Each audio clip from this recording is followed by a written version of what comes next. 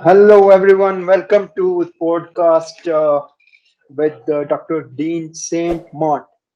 Uh, he's a very expert guy in terms of anabolics. So instead of giving you the information which I'm unsure about, I invited him so that he can tell you more about anabolics and what are the risks involved and your answering your questions on that. So please, Dr.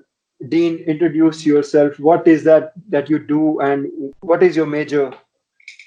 Well, thanks very much for having me on, Daman. It's great to have this opportunity to speak to people.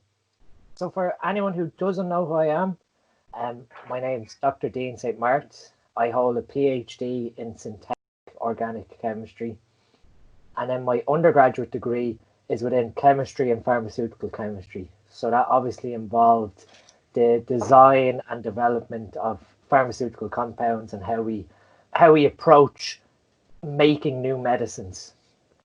Obviously, in line with that, then following my degree, I started to obviously develop an interest in anabolic steroids and how they're designed, how we've utilized them as medicines.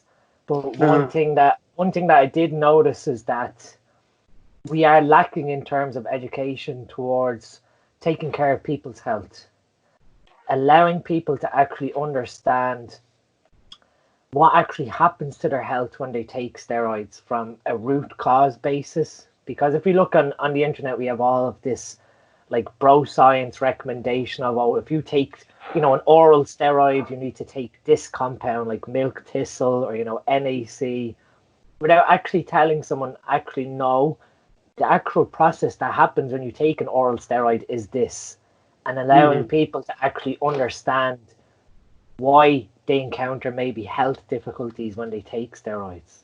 Yeah.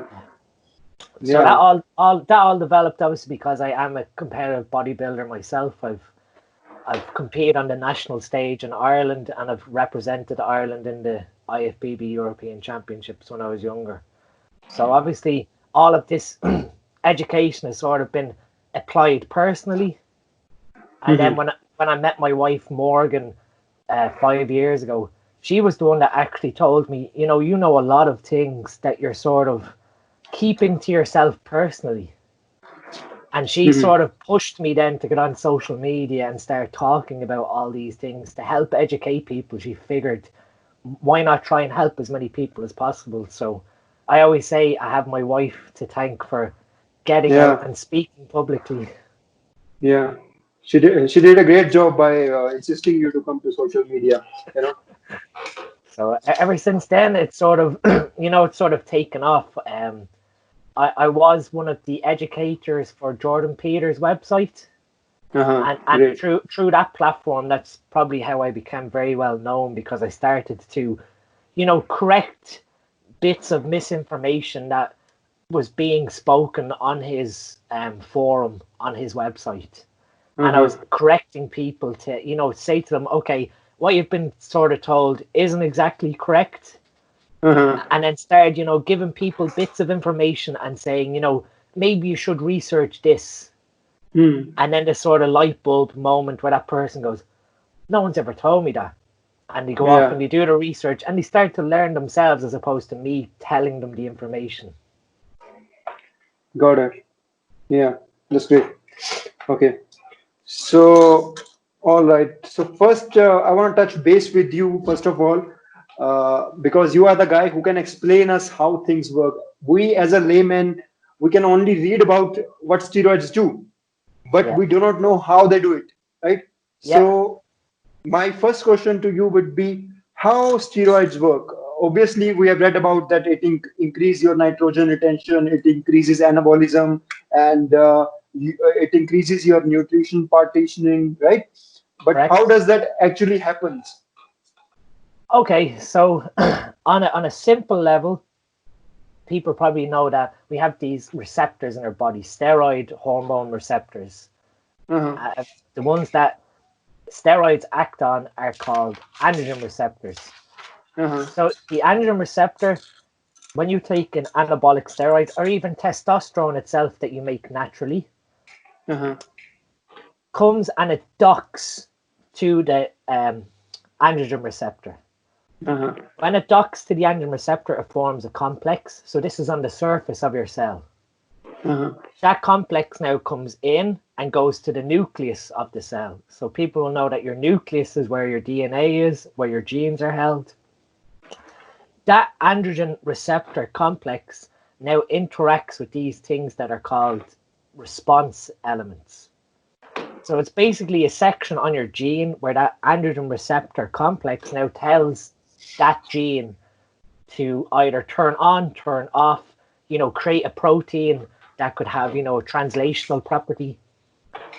On the simplest term, that receptor goes to your gene and, for example, tells your gene to turn on, I guess, increased phosphorylation or Mm-hmm.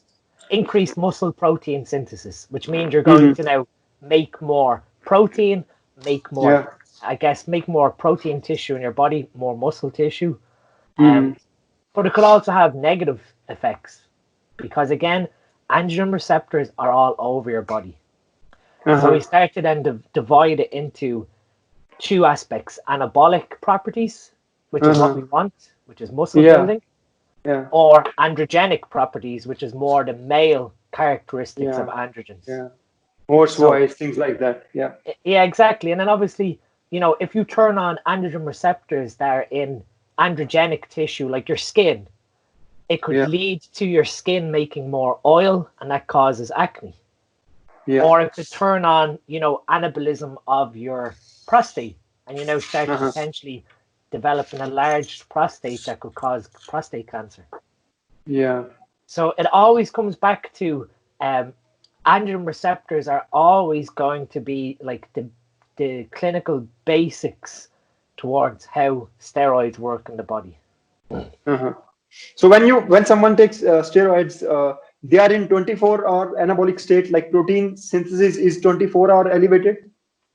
I can't say that you can give an exact time period, but it's not just, again, when it comes to anabolic steroids, it's not just the androgen receptor itself that's having an effect. So steroids themselves can attach to many different families of steroid receptors in your body.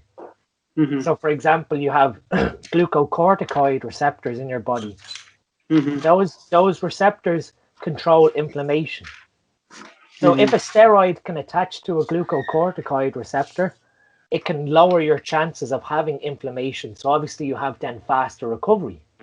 Yeah. Or glucocorticoid um, receptors on cells can actually dictate how much cortisol you make. So again, you're blocking cortisol from having its catabolic effect, muscle breakdown property. Yeah. So then you start to see that steroids don't only just exert their effect through increasing protein synthesis, they can, stop you from having high levels of inflammation. They can stop you from having high levels of cortisol. Um, they can also interact with another family called mineral corticoids. Uh-huh. And the mineral corticoids are what control the salt balance of your body. So this Uh-huh. is where you start to see when you take, certain steroids, they get termed wet steroids because of the water weight that fluctuates because of them. And that's Uh-huh. because of this mineral corticoid receptor activation causing you to retain fluid. Okay. So it becomes then, you think on the first level, androgen receptors are important, and then you need to understand then what other receptors these compounds could interfere with also. Got it. Okay. All right. That was very informative. And coming to our second question again, which is a lot of people ask me this question actually. They say, can they use PCT drugs like Nolvadex or Clomid to increase testosterone naturally? First of all, do they actually increase testosterone if someone is natural, or Oh, how legit is this approach? okay. So this is an interesting question. So obviously, we need to discuss a little bit about how testosterone is made in the body naturally. Uh-huh. And we have what I touched on, this HPTA axis, hypothalamic pituitary testicular axis. So in a normal natural male, your hypothalamus makes a hormone called gonadotropin releasing hormone, GnRH, and that goes to your pituitary. So the pituitary in your brain creates a lot of hormones. It's an endocrine gland in your body that makes two hormones called luteinizing hormone, LH, and follicle stimulating hormone, FSH. So these two fertility hormones have different effects in males and females. So in males, it's involved in the production of testosterone and sperm. And then in females, it's involved in ovulation and regularity of the menstrual cycle. So in males, LH goes to your testicles and tells what are known as the Leydig cells to make testosterone. And then FSH goes to the Sertoli cells and tells them to make sperm. So that's how the two fertility hormones work in our body. Now, if you go and you get blood work done, you're going to look at your total testosterone, which is the total amount of testosterone that your body is producing from the testicle. And then you're going to look also at your LH value and your FSH value, because obviously those two hormones are important for the creation of testosterone. Now, in certain individuals who are hypogonadal, tamoxifen or Novodex isn't going to do much in terms of restoring HPTA or increasing HPTA function. It's a SERM that has estrogenic receptor affinity actions, so it just blocks the estrogenic receptor. Now, in a PCT setting, it has some use, but for augmenting natural testosterone production, it's not going to do much. On the other hand, Clomid or clomiphene citrate, that's also an estrogen agonist. It binds to the estrogen receptor. But it binds to the estrogen receptors within our pituitary, which are involved in making LH. So the simplest way to describe how Clomid works is that it doubles the amount of LH that your body makes naturally. So if you think about it, now you're doubling the amount of the hormone that naturally creates testosterone. So in theory, it can increase testosterone production in males naturally, but it can also then have, there are side effects to Clomid use. So it can have an effect on eye vision health. It can have, because it's an estrogen analog, it can have depressive side effects. So it has its place to help, but it's not going to have as huge an effect on someone's, I guess, testosterone level as, say, if they went on TRT. But obviously with the TRT approach, you're shutting down the HPTA. So the Clomid route would be something for someone to consider. If their LH was slightly low in their blood work, they could try that approach to see what effect it has on their testosterone. First of all, tests are mandatory. First, you see whether your LH is actually low, then go for that. Otherwise, you don't. Right? Exactly. Yeah. And for that, what dosage would you suggest for someone looking to do that of Clomid? I guess the literature for Clomid goes from anywhere from 50 milligrams up to 100 milligrams. Obviously, again, like I said, it has some side effects, so it's not something that should be taken lightly. Again, it's the same with a PCT scenario. It brings the same side effects with it, so one must be prepared for these side effects in advance before they initiate the therapy.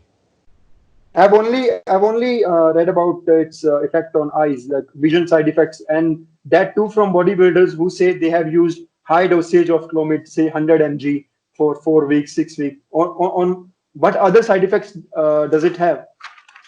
In general, it's just the eye is generally the highest one, and then obviously, like I said, the depressive mood effect because of its effect on the estrogen receptor. Outside of that, it's not toxic to the liver, unlike tamoxifen does have a history towards causing liver toxicity. But again, Clomid, in terms of its safety, is a generally regarded as safe drug. But again, like I said, the eye vision issues potentially are due to the estrogen binding affinity at the eye, as well as causing potentially antioxidant deficiencies within the eye as well. Okay. Well, All right, all right, all right. Okay. So, do you must be training clients who must be into anabolics, right?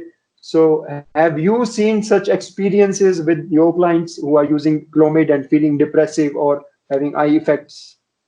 Not the eye effects, but definitely the depressive side effects. It. But again, the people that I help on a consultation basis would be going Uh-huh. through PCT, which again brings with itself its own mood issues. But Uh-huh. clomiphene, because of the half-life of clomiphene, how we sometimes get Mhm. around this depressive issue is by making sure it's taken at nighttime. Uh-huh. The half-life of clomiphene is around 8 to 10 hours. So if we take it at Uh-huh. bedtime while we're sleeping, it's having its effect. And then Uh-huh. when we wake in the morning, that drug concentration has been half cleared. So it's not going to have as huge an effect as if you took the drug during the daytime. That's really great advice. I've never heard it from anywhere actually. Yeah, that's a very great way to counter the side effect of it, right? The Yeah. only the only issue is you may have then difficulty trying to get out of bed in the morning because obviously it's a slight depressive side effect. Uh-huh. But again, once you're awake and you're up and moving, you should be fine then. Okay. Okay. And since we are talking about PCT, would you say that HCG that people use is a must in PCT, or we don't have to use it if people are seeing results with Clomid? Okay, so the simplest answer to PCT is that we wait for all drugs to clear from the body. Yeah. This is the most simple approach because this is again why I became so popular because I got fed up with seeing all of these um, bro recommendations for PCT. So the idea of a PCT post cycle therapy is to restore our natural testosterone production. So if we are patient and we understand that drugs only remain in our body for a certain period of time, Yeah. if we allow those drugs to clear from the body, the Hmm. HPTA is intelligent. So it gets shut down when we either have high levels of testosterone or high levels of estrogen. There's a couple of other mechanisms involved, but those are the two basics. Yeah. So when you have high levels of testosterone, the HPTA senses, okay, I have high levels of testosterone. I don't need to make the gonadotropin releasing hormone. And then you don't make any LH and FSH. Mm-hmm. But if you are patient and you allow the drugs to fully clear, Mm-hmm. say for example, you take testosterone enanthate and it has a half-life of 5 to 7 days. If we allow in general for pharmacology 5 half-lives, which comes around either somewhere between 3.5 to 5 weeks. Uh-huh. If we wait that length of time and get our blood work done, we can look at our total testosterone, our LH, and our FSH. Mm-hmm. At that point, when the drugs clear fully out of the body, in Mm-hmm. some cases, people's HPTA turns back on again Uh-huh. and they start making LH and FSH naturally. Uh-huh. So, in that case, that person doesn't need a PCT because they're now Okay. making LH and FSH naturally. Okay. When it comes to then HCG, Uh-huh. HCG is human chorionic gonadotropin. That Mm-hmm. is a synthetic version of Mm-hmm. LH. Okay. So we use that HCG if that person's HPTA hasn't responded with the removal of the drugs. Uh-huh. So now the HCG is going to tell the testicles to make testosterone. Okay. And now that small amount of testosterone, because you're no longer in that super physiological range, that small amount of testosterone that the testicles make can now go to the hypothalamus and tell the hypothalamus, we need to make more testosterone. And so the Uh-huh. hypothalamus then tells the pituitary, start making LH and FSH. So it's like you're jump starting a car now. You're Okay. you're given some fuel in with HCG to make some testosterone, Uh-huh. and that then goes to the hypothalamus to restart the system. So you, once you are done with your cycle, you go for blood work and you see if your LH and FSH are fine. Then you don't need even You, even SCG, right? you don't need HCG and you don't need Clomid either. You just be Uh-huh. patient, and you retest your blood work in 8 weeks' time to make sure that the HPTA has remained functioning normally. So This is sort of, I was okay. going to just say that this is where it can get more damaging. Say, for example, your HPTA responded, and then you followed the internet recommendation of start HCG immediately after your cycle. Yeah. That can add disturbance to your HPTA, because the testosterone that's made from HCG can aromatize. And like I said, high levels of estrogen can shut down the HPTA. So when you take HCG, you could be making more estrogen than normal, and that can shut down your HPTA. So you're actually hindering your recovery than helping it. And that's sort of where the patience comes in. And if you wait for the drugs to fully clear, then you can make a better decision. Do I need PCT or not? Okay. So I was asking about HCG versus Clomid. So after the test, if the LH is coming out to be low, should they be starting with Clomid or HCG or both? So if they have low LH but they are making LH, then it doesn't make sense to add in HCG. At that point, like I explained before, clomiphene or Clomid increases the amount of LH you make. So at that point, that person could incorporate Clomid to, amplify the amount of LH that they're making. Okay. And by amplifying their LH, they're going to increase the amount of testosterone they make. Okay. Naturally. So HCG is used when it's completely zero, they are not making anything. Exactly. And like I said, then that's sort of like to restart the system. The HCG causes your testicles to make testosterone. But that testosterone that's being made in the testicle from HCG is purely exogenous. Okay. So if you understand, if you took the HCG away, they'd stop making testosterone. So the HCG is there to stimulate testicles to make testosterone, and that sort of then, goes from the testicle to the hypothalamus. It's like I said, it's like putting fuel into a fire and then trying to get the fire to stay burning by itself. Okay. So let's say someone did a cycle of testosterone, long ester or nandrolone decanoate.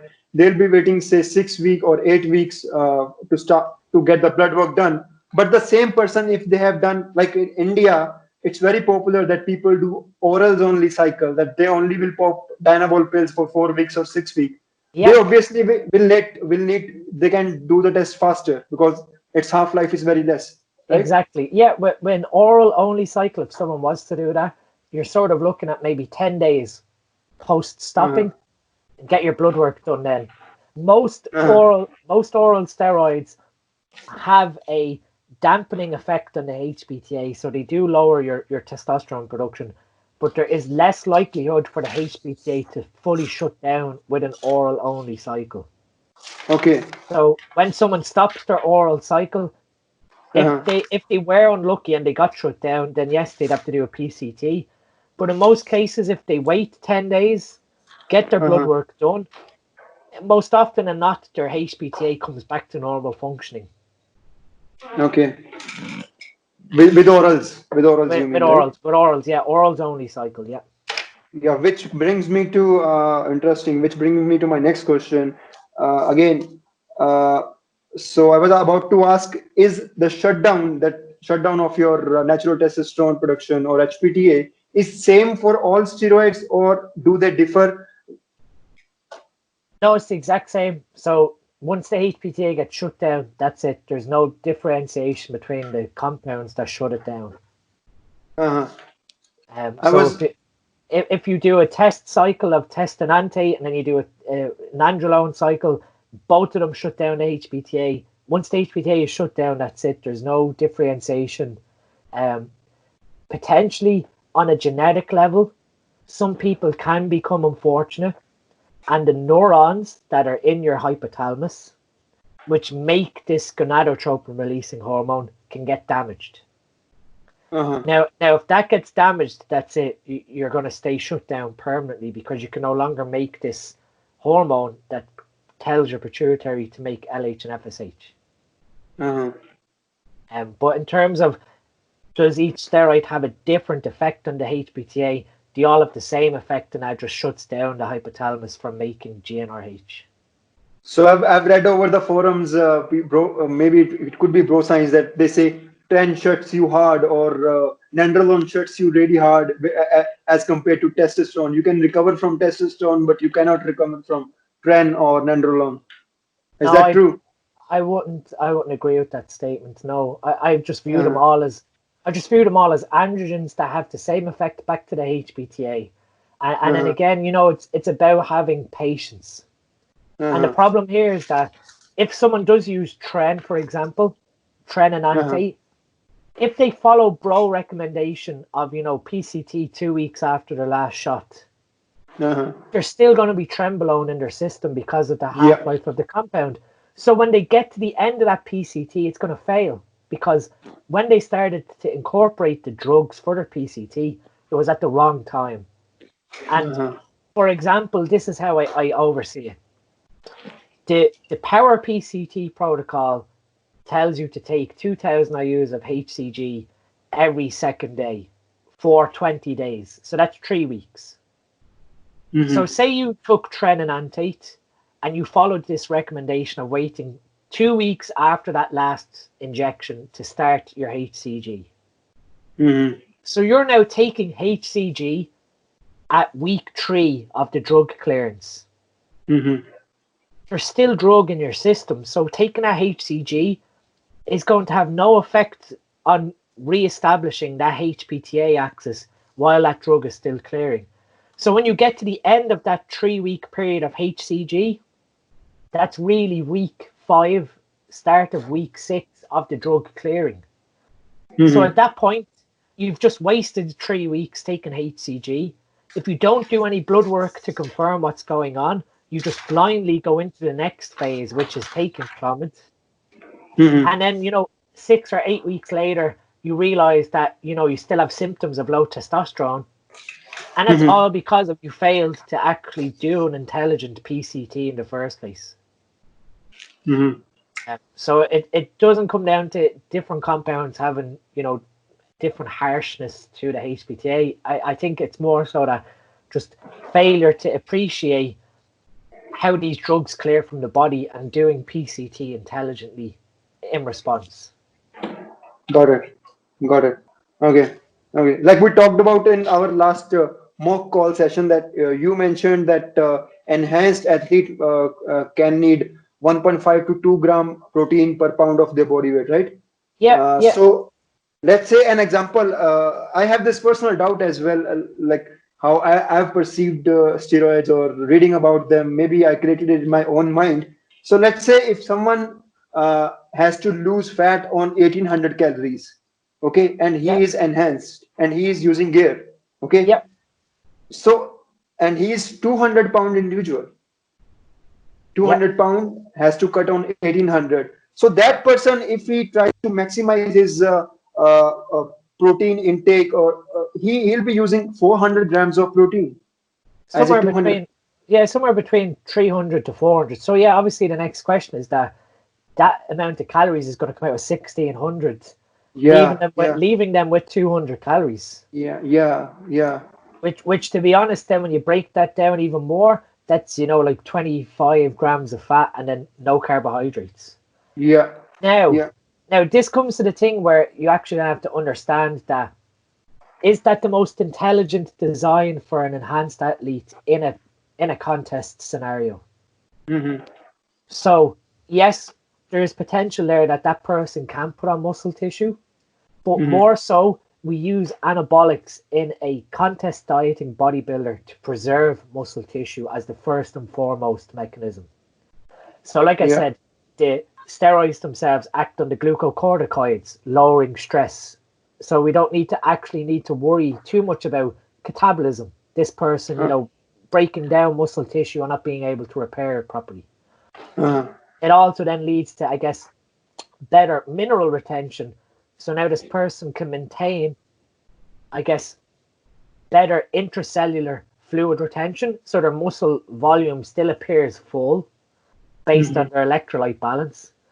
So mm-hmm, in that case, then an enhanced bodybuilder who's down at 1800 calories and needs to be there to lose body fat can then afford to take their protein intake to somewhere around a gram per pound at the lower end, and now attribute those other calories to, I guess, carbohydrates for, glucose oxidation and glycogen replenishment for recovery, as well as, a small amount of fat intake. With enhanced bodybuilders, fat intake tends to be one of the macros that you can take very low, because obviously we're no longer interested in adrenal and, I guess, testicular hormonal synthesis from saturated fats. Yes. So enhanced athlete can go down as low as 20 grams of fat per day from, essential fatty acids. Yeah. And use the rest of the calories then obviously towards carbohydrates, but making sure that, that 1 gram per pound, because of the action of the steroid, should limit the amount of catabolism that they encounter. So at the beginning of a contest phase diet, when someone's calories are high coming out of off season, you can keep protein still high and, take advantage of this decrease in calorie intake and obviously increased expenditure to potentially increase muscle mass, so they grow for the first couple of weeks of their contest diet. But then it's about being intelligent and obviously understanding that, yes, the calorie deficit, the calorie balance is what's important for losing body fat, and that we then start to use the steroids as a means to keep I guess catabolism from happening, and maintaining the amount of muscle mass that they've built in the off season remains to stage time. Got it. At the same time, there are people, or there are, science-based community. Some researches have come up. They say you can eat as much protein as you want, but you still won't get fat, because it's very difficult for protein to convert into fat. So even that guy who is on 1800 calories, if he still eats 400 grams of protein, and although he needs 1800 calories, but he goes up to 2100 because most of it he's taking from protein, will he still lose fat or not, or gain fat? I don't see him. So again, in terms of his energy balance, he's probably going to end up at somewhere around maintenance. Now, again, this is where it becomes very objective as a coach of when we're adjusting people's calories. So for one thing, higher levels of protein are going to have higher rates of satiety, so they're going to have less hunger.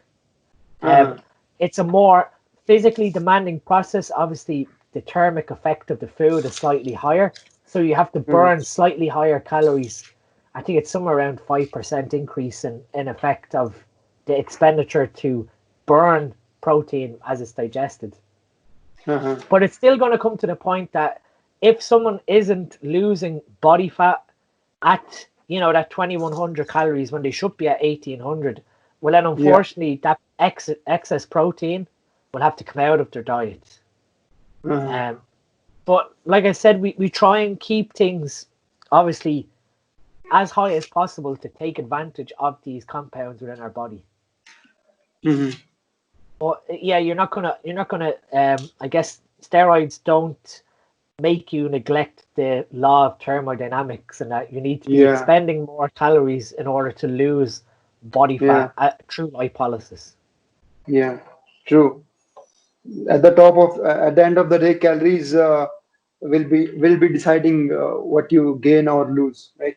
Exactly. And like the hormones will have some sort of effect towards metabolic flexibility, but it's not going to be huge. You're not going to be able to cheat on your diet to a great massive extent. It is going to come down to, obviously, like we said, their energy balance.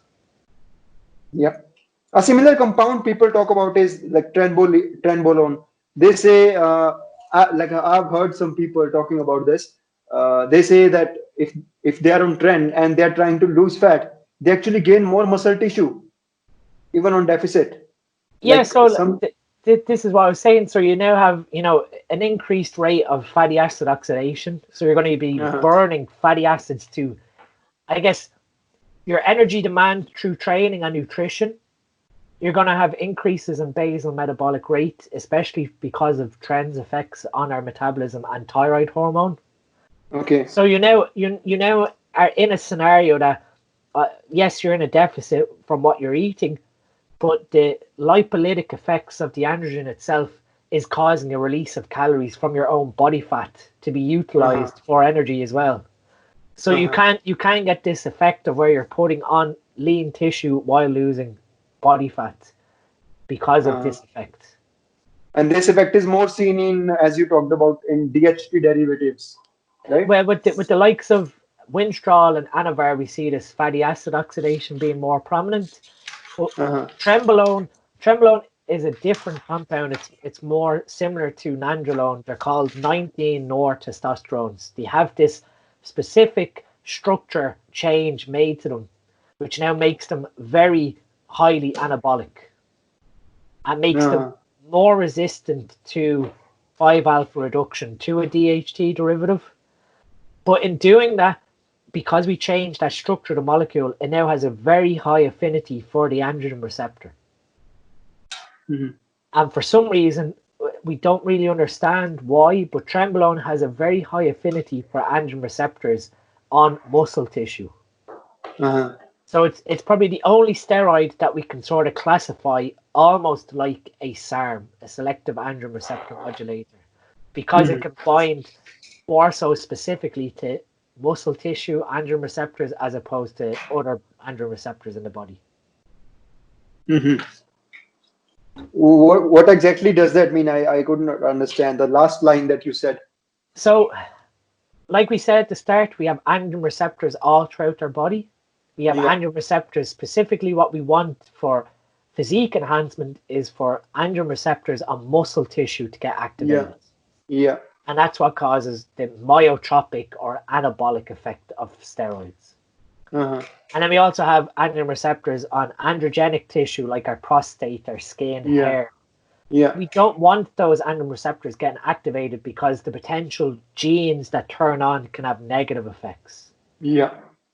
So scientists have tried to develop compounds called SARMs. So I don't know if your Uh-huh. followers know about them. SARMs are selective androgen Yeah. receptor modulators. They're And, very common in India as of now. Yeah. and what they're designed to do is selectively target androgen receptors on muscle tissue only. Uh-huh. But they don't really in reality. They're a false pow. They're not. They're Uh-huh. not. They don't have the premise that they really do promise. Uh-huh. But when Yeah. we look at androgen anabolic steroids, Trenbolone is probably the only steroid that we start to see has a high affinity for muscle tissue receptors compared Uh-huh. to any other steroid. Got So it. we can then start to technically say that Tren can behave as a SARM. Uh-huh. And That's because why of I. that, and Uh-huh. because of that, that's why we see it has such strong anabolic effects in terms of, muscle protein synthesis and then the fatty acid oxidation also. Got it. That's why it's also known as king of all steroids, right? They Well, say with great power comes great responsibility. it. Yeah. All right. All right.